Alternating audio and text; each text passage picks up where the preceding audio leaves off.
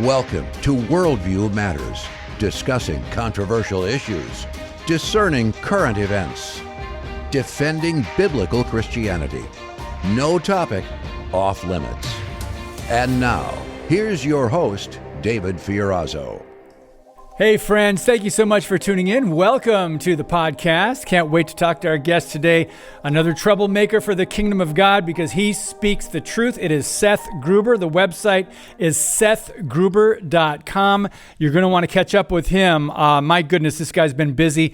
The new project we'll be talking about today and directing you to is the 1916project.com, the 1916project.com. So Seth has been at this for a while. He's been a great voice for the life movement, and we can talk a lot more about that as we catch up with him. He's the CEO and founder of the White Rose Resistance and host of the Seth Gruber Show.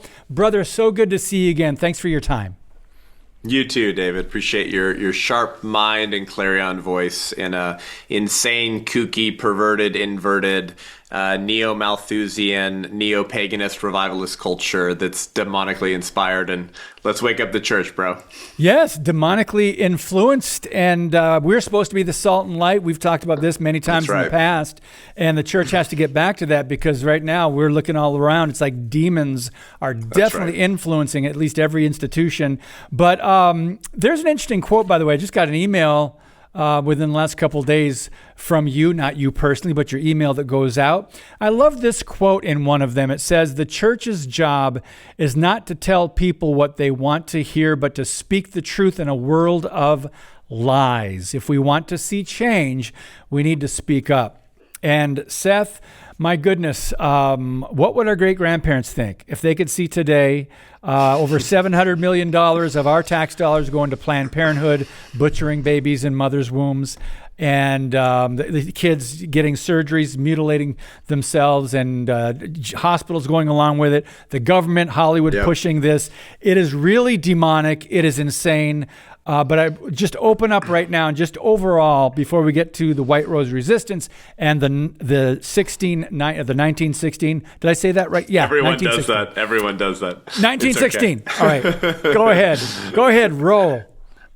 Well, I mean, brother, what you said is so true. As a friend of mine says, unless the church flatulent becomes the church militant, it will become the church irrelevant.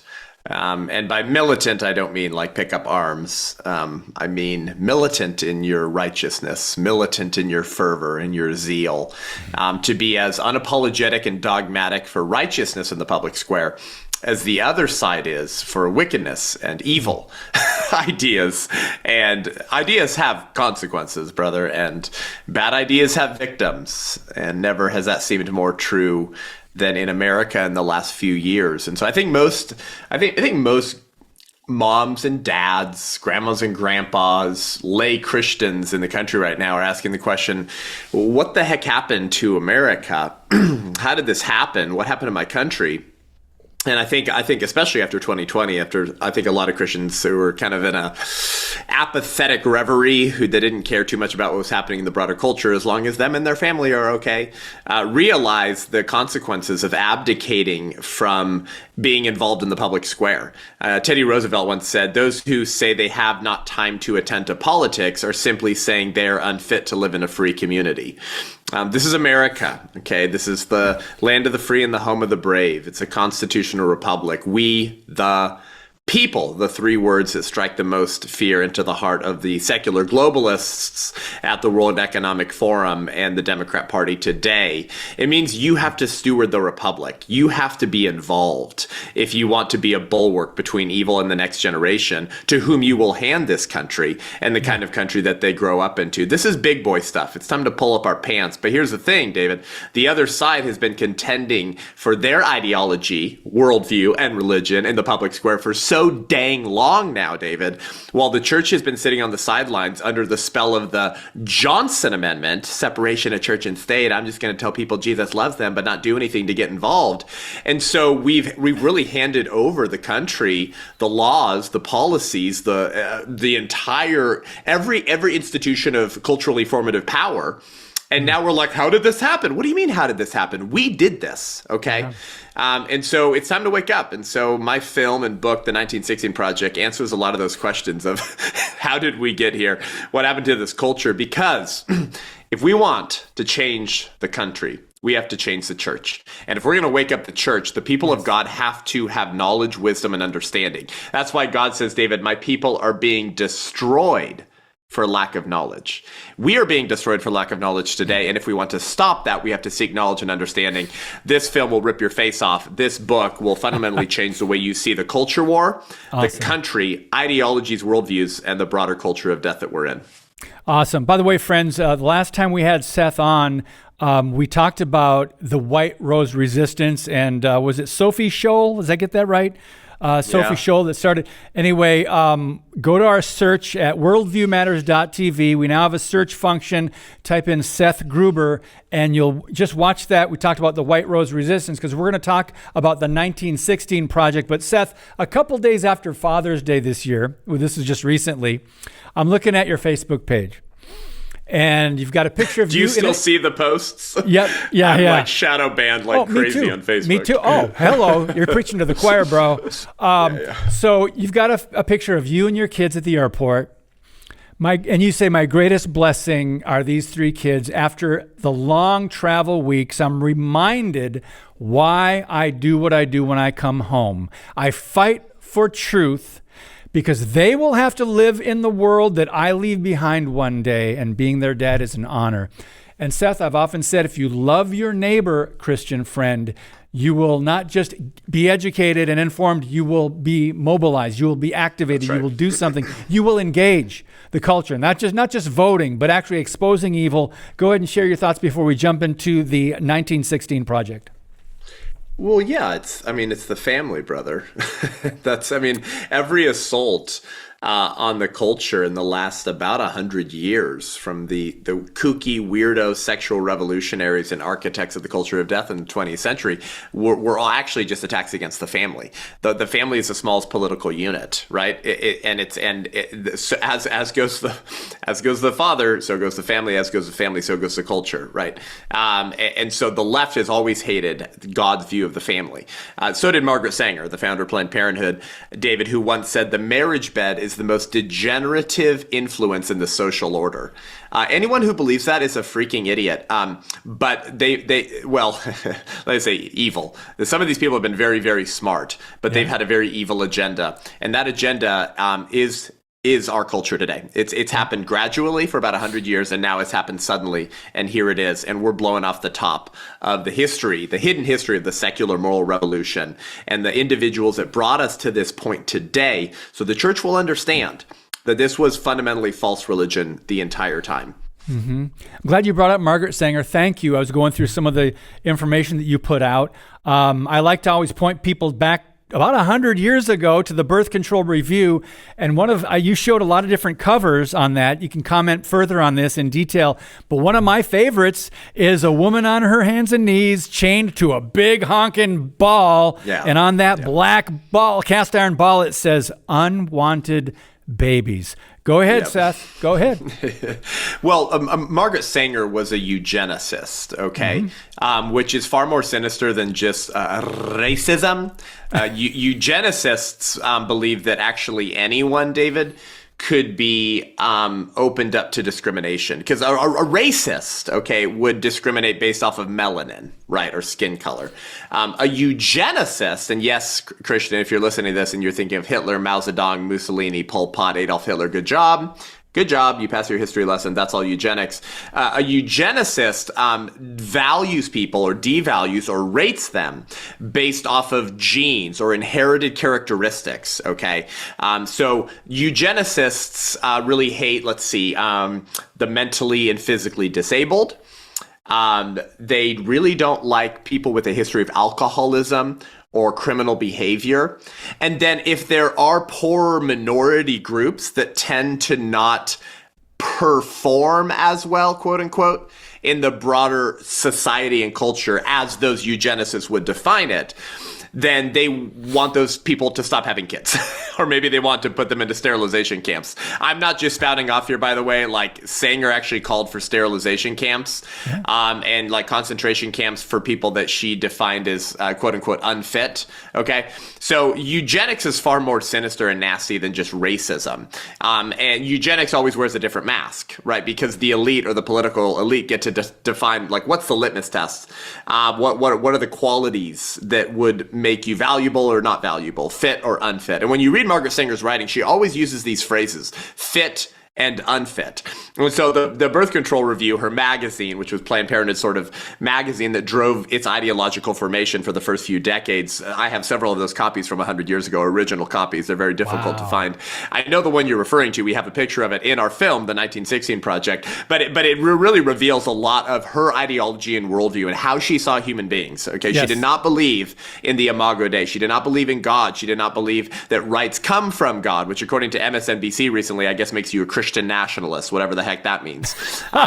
She once said, actually, the mast of her first magazine said, "No gods, no masters." It was her magazine called Woman Rebel. And there's a line in the first volume 1, article 1 of her magazine before she would found Planned Parenthood. And she said, "Our ultimate objective is unlimited sexual gratification without the burden of unwanted children." Boy, is that a great phrase that represents our culture today. I want to sleep with as many people I want. I want to feel good and accept no responsibility for my sexual choices. And so my contention in this book and film, which is the book is for pre-order right now, and the film, you can host this at your church right now before it gets released for the world later this year. My contention is this. Margaret Sanger is probably the most successful revolutionary activist leftist of the 20th century, whose fingerprints, if you will, or legacy on the insanity of 2024 and today's culture is greater than any other revolutionary of the 20th century, except maybe Alfred Kinsey. And don't worry, we talk about Kinsey in my film and my book. And my contention is that the year 1916 helped pivot American culture, from which so much of today's evil can be traced back to, maybe more than any other date in the 20th century. I know that's a heck of an argument to make, but we can talk about that in the rest of the program today, David. And you should go to the1916project.com. Press host a screening.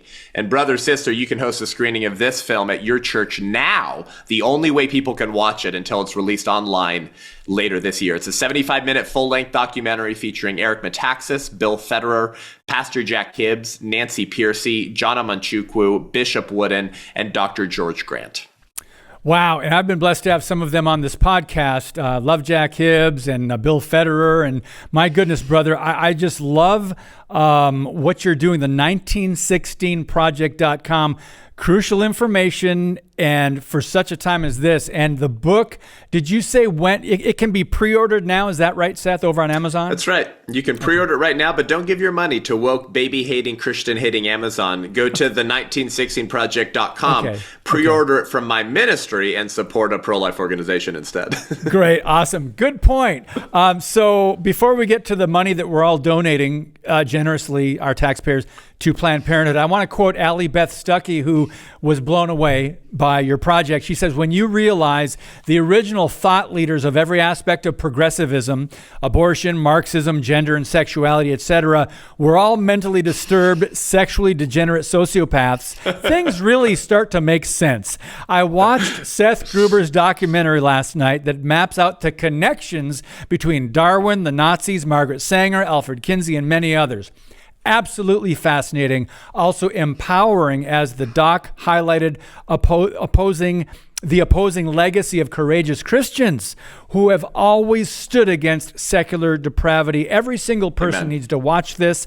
The 1916project.com. Seth, how can we get more courageous Christians? Because the pastors, the pulpits they haven't been doing a great job of preaching the whole counsel of God and tackling some of these issues that our culture is suffering from. So how can we get more courageous Christians to get informed and speak on this? Go ahead.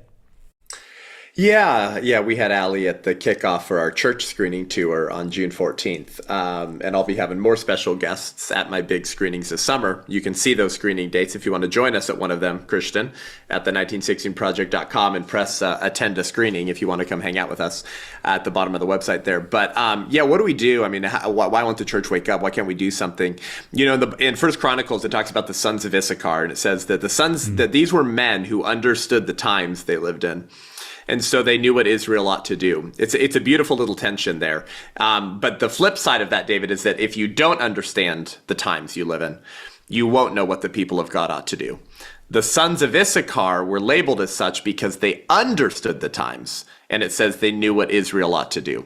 The number one response I've gotten from Christians, as honestly, I don't know how I'm riding this wave. I mean, I do. It's a providential God thing, David. But I've probably been in more pulpits on the issue of pro-life. I mean, like entire 50-minute sermons, like in filling in for pastors around the country in the last 3 years than anyone else in the world who's spoken on this issue. And I'm only 32, and God's just really blessed this ministry. And the number one response I've gotten from believers across the country, as I've been all over this amazing country, is, Seth, I've never heard any of that before. In fact, my earthly hero, Pastor Jack Hibbs, I've been honored to be at his church several times, and we were there in January for a Happening Now conversation for 90 minutes. It has 300,000 views on YouTube, on his YouTube channel. I recommend you go watch it, Christian. But I asked his church, over 2,000 people were there that night. This is one of the most politically astute, informed congregations in America, because it's Jack Hibbs. And here's the question I asked to 2,100 believers at his church. I said, by raise of hands, how many of you have heard of the Supreme Court decision, Buck versus Bell? And there were 4 hands. It kind of proves my point that the Christians in America, at one of my favorite churches in the country, we don't know much about the culture that created this culture, the era that birthed this culture. Buck versus Bell was a Supreme Court decision that Margaret Sanger endorsed. And it was a 1927 Supreme Court decision that upheld a Virginia law from 1924. It basically, in an 8-1 decision, 8-1, the Supreme Court allowed the state to mandate the sterilization of human beings considered a threat to the gene pool. Eugenics, people that the political elites think shouldn't be reproducing, David. Like, we're so liberal and enlightened that we get to decide who gets to have children and who doesn't, who gets to live and who does, who gets to be held down on a table with their wrists and ankles strapped down to a table, David, and have her tubes tied, or hit little snip to the father, because you're not a good human being. You don't get to procreate. Do you understand what that Supreme Court decision did, Christian? Within 10 years, it's estimated that over 70,000 Americans were forcibly sterilized by the state. Okay, Margaret Sanger celebrated and endorsed that decision in 1927. And the Nazis at the Nuremberg trials, David, cited Buck versus Bell in their defense, as if to say, America, who are you to judge us? You were doing eugenics first. Okay, and if you pre-order my book, The 1916 Project, by the way, the subtitle is The Lying, the Witch, and the War We're In. If you pre-order the book, The 1916 Project, you will learn a lot more than what I just said about the connections, actually, between American eugenicists, most of whom were Margaret Sanger's best friends, board members, and donors and financiers, and how their work was actually the inspirational blueprint for what would turn into the final solution. Okay, so we don't know. My point is this: we don't understand the hidden history of the secular moral revolution. Even in politically astute, informed churches, we don't know that history. We've been lied to. And if they've lied to you about their patron saint, Margaret Sanger, what else have they lied to you about? And that's why in the summer of 2020, Planned Parenthood canceled Margaret Sanger. David, I don't know if you know this, because of pressure from BLM and the disciples of the 1619 Project, who say, everything is racist, everything's racist. And so we have to cancel everything. But then, because the revolution always eats their own, David, always. Yes. They put Planned Parenthood in their crosshairs, and they said, your founder was a racist. And for the first time in a century, Planned Parenthood canceled their Sanger, their founder. They took her name off their flagship Manhattan, New York City clinic that was called the Sanger Center. Okay, bro, it's called the Sanger Center. They renamed it. They canceled her. They treated her like one of their everyday victims. after carrying water for her and defending her for 100 years. Barack Obama got the Sanger Award. Nancy Pelosi got the Margaret Sanger Award. Okay, now they don't give out that award anymore, and they canceled her and took her name off the building, which begs a very interesting question. And this is how I open my film in my book. If they've lied to you about their patron saint, what else have they been lying to you about? And what's the real story and history behind Planned Parenthood? Here's my last statement, David.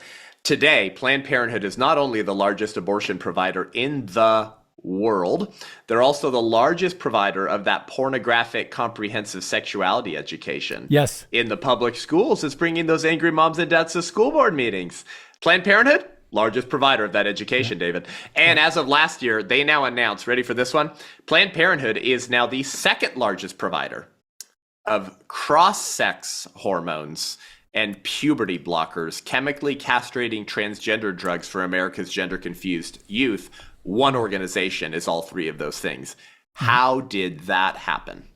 Yeah, we understand their interest because that's their worldview. But we've got to take a brief pause with Seth Gruber. Again, friends, check out the 1916project.com. We'll be right back on Worldview Matters. Today's show is brought to you by Harbinger's Daily. World news biblically understood. Stay informed at harbingersdaily.com.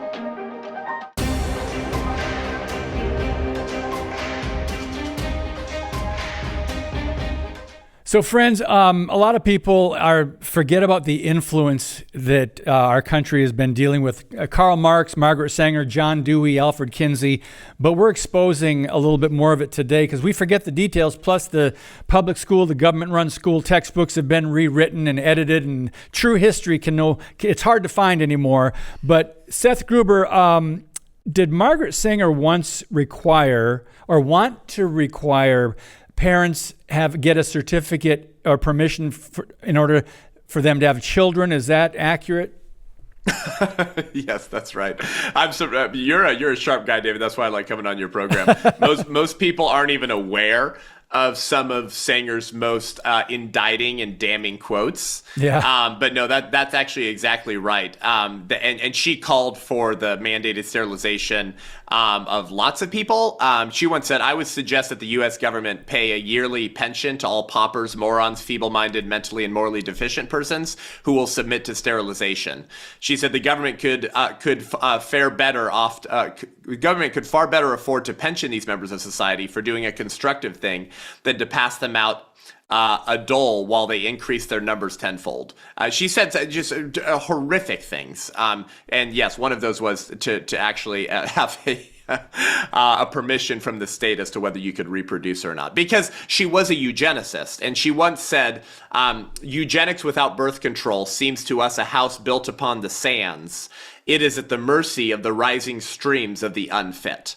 So she referred to herself as a eugenicist, which is a term that was coined by Francis Galton, the modern father of eugenics. That's where that term comes from. Well, Galton's half-cousin was Charles Darwin, whose book Origin of Species, Darwinism, right? So we came from animals, it's an animal kingdom. His cousin, Galton, reads his book, coins the term eugenics, and says, well, let's move from survival of the fittest to elimination of the unfit. The apple didn't fall far from the tree. In the same family, we moved from Darwinism to eugenics. And Sanger and all of her ilk were influenced by, respected, and celebrated people like Francis Galton. Mm-hmm. Man, I wish we had more time, but let's just go to your website. There is a way for people to join the movement, host a screening, attend a screening, share the trailer. What else can people do, Seth, at the1916project.com? That's right. Well, we do need your support, Christian. This was a massive undertaking, and we're doing a massive marketing campaign leading up to the online world release later this year. We're working on translations already. It's quite a big endeavor. We're now the fastest growing pro-life organization in America at just 2 years old, and we do need your support. This is building a movement with this film to then launch resistance chapters all around the country. We've already launched in Boise. We're launching in Denver. this summer, Southern California this summer, and Dallas, Fort Worth in the fall, of equipping and mobilizing Christians to contend politically through activism, events, educational, pushing back where they live to stop this insanity, because this is the role of the church. And so you can go to thewhiterose.life as well if you want to learn more about the organization, thewhiterose.life. If you join as an ally at $35 a month, you get a battle box in the mail to equip you for this fight. And at $70 a month, you join our Air Support book club. And so we read a book together once a month and talk about it live on Zoom. And sometimes the author shows up. So that's how you can support the ministry and the film to make it go viral. But if you want to host a screening at your church or attend a screening, yes, it's the1916project.com. And if you want to pre-order the book, it's the1916project.com/book. This is important, friends, because we have been lied to, and our younger generations have been lied to in the public schools and the media and corporations. And here we are. We've got a truth proclaimer and defender here, Seth Gruber. I also want to direct you to the Facebook page, The White Rose Resistance. There's a Facebook page as well. And actually, Seth Gruber has a Facebook page if you want to connect with him there. Yeah, we're everywhere. Yeah. Yeah. Oh, my goodness. Instagram. But Seth, you do great work, and I appreciate you because we don't have time to waste. You're a straight talker. Some people might be taken aback a little bit by your directness and forwardness, but I love you, brother, and I'm so thankful for you. You are helping pull down strongholds, and that's what we need to be a part of, because the enemy has taken way too much ground for way too long in America and around the world. I'll give you the last minute and a half to just share your thoughts and close. Yeah, that's right, David. I mean, listen, Christian. Last month in June, the Texas Children's Hospital in Houston, Texas, was exposed by Chris Rufo at City Journal, who does yeoman's work, for violating Texas state law and continuing to do charging chemical castration of minors with transgender drugs to medicate against Texas state law. And last year they were exposed for continuing to do that to minors after they said they would stop. And now they've sent FBI Biden brown shirts to go knock on the doors of the two whistleblower doctors at that hospital who exposed what they were doing. Okay? And they're pushing for that doctor whistleblower a decade in prison. Same thing in Nashville. This month in July, pro-life sidewalk counselors from Nashville who were singing psalms out loud to Jesus outside of an abortion center and were kind of blocking access to the door, but not really. The Biden administration is pushing for a decade in prison for them. Listen, that did not happen accidentally. But take your clothes off at a pride rally and dance naked in front of children, and the police will watch on and do nothing. If you don't know what time it is yet in America, I don't know if you ever will. However, if you do need to know, or you want to awaken and equip others, read my book, The 1916 Project. Go pre-order it right now. It will give you all the power, talking points, confidence, and courage you need to be a voice in this culture of death. Because if we don't get the prophetic voice of the church soon, what we know as freedom and liberty will forever be gone. Amen, brother. SethGruber.com, the1916project.com, the White Rose Resistance. Lord willing, we'll do this again in the near future. God bless you and keep expanding your territory and keep you safe, brother. Thanks. Amen. You too. All right. Friends, thank you so much for sharing the podcast. God bless you. And as always, keep speaking the truth about things that matter.